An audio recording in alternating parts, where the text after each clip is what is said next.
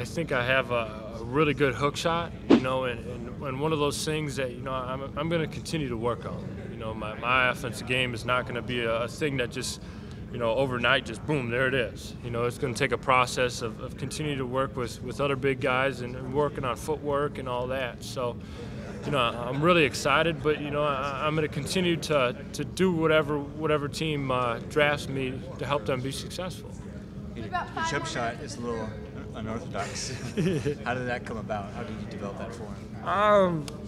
You know, I started playing basketball like 4th or 5th grade, and I think I kind of came from the soccer throw, you know, over the head out of bounds, and, you know, somehow it just kind of evolved from that. You know, it's ugly, but it's got a soft touch to it. Okay. Have you given any thoughts to changing it at all?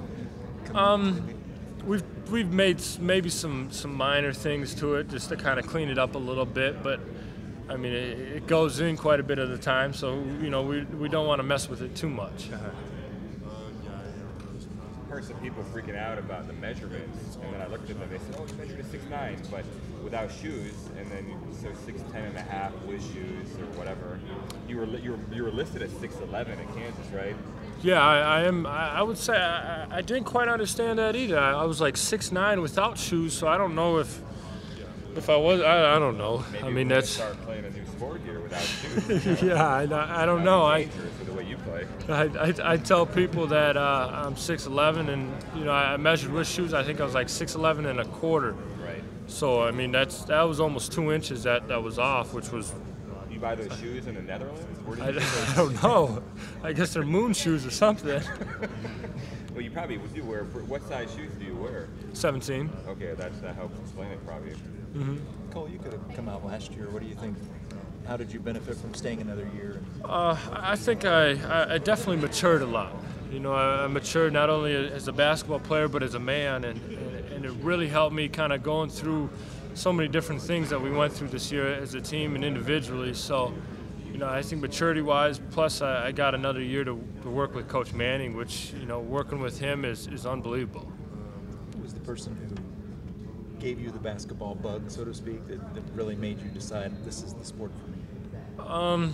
You know, early on, my mom just mentioned it to me. You know, she's like, hey, you know, you want to try basketball? And, you know, I played every other sport but basketball. And like 5th grade, I was about 6 foot, so I was quite a bit taller than everybody else. And I just, you know, started to play and continued to play. And, you know, I got a little better and a little better. And that kind of just took over from there. Who was your favorite player growing up?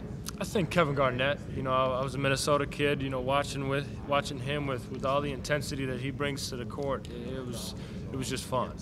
So, do you root for him in Boston, or are you still diehard Minnesota? Oh, he's not a Timberwolf anymore. You know, yeah. I mean, I grew up, you know, a Timberwolf fan all my life, but you know, I really like KG. You know, I think he represented the Wolves, but also the NBA really, really well.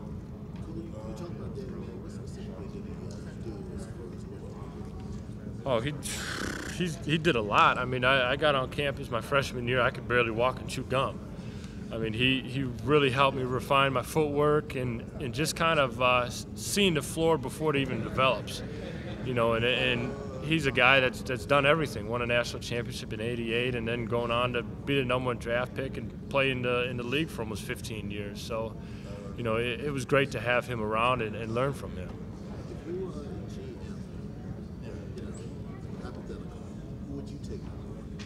Who would I take #1? I would say it depends on what my team needs. You know, if my team needs a point guard that really can run a team, I would say John Wall is a great candidate. You need a kind of an off guard, a guy that can really get to the rim and who I think, you know, talking with Evan over the Final Four is really working on his outside game. I would take him, but you know, it all really depends on what you need as a team. What if you need a center? I personally like myself. I'm a little biased, but you know, I like myself. What makes you special as a shot blocker? I think just my ability to time guys. You know, I was always bigger than everybody when I was growing up, but you know, just to get that ability of going up and timing it and being able to block shots. You know, and I think it it really helped our guards, you know, at least at Kansas, to kind of pressure up the other guards a little more. And, you know, I told them, and, you know, don't pressure them and just don't give them the old lady to me or anything. But, you know, you can pressure them up, and, you know, if they beat you, just remember, you know, I'm going to try to help you out as best I can. Was your hand forced a little bit in terms of not participating in the basketball drills? You were one of the last guys to pull out of it. Did you want to do that? I did. You know, it was up to my agent. You know, he said he highly recommended that I didn't. You know, I'm perfectly fine physically and all that, and you know, he highly recommended it. So I trust him.